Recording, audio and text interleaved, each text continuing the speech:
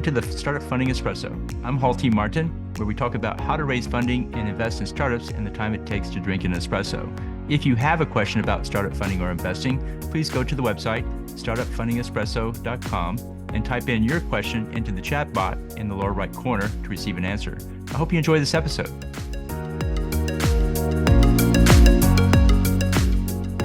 Hello, this is Hall T. Martin with the Startup Funding Espresso, your daily shot of startup funding and investing.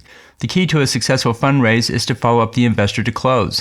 It's important to maintain communication with the investor to carry the funding process through diligence. In some cases, the investor fails to respond to a follow-up after a pitch.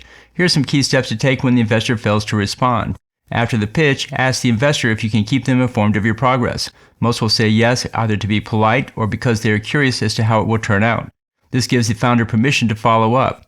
Send an email update on an every other week basis and invite for a follow-up call to give more detail. The investor fails to respond, then call them on the phone and indicate you need just 2 minutes of their time for a follow-up.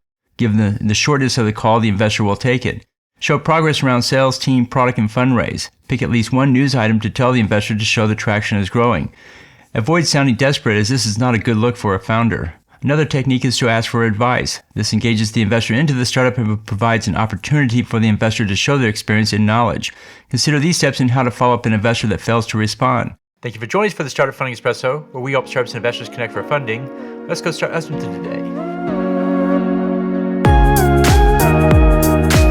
Hall T. Martin is the director of Investor Connect, which is a 501c3 nonprofit dedicated to the education of investors for early stage funding. All opinions expressed by Hall and podcast guests are solely their own opinions and do not reflect the opinion of Investor Connect. This podcast is for informational purposes only and should not be relied upon as a basis for investment decisions.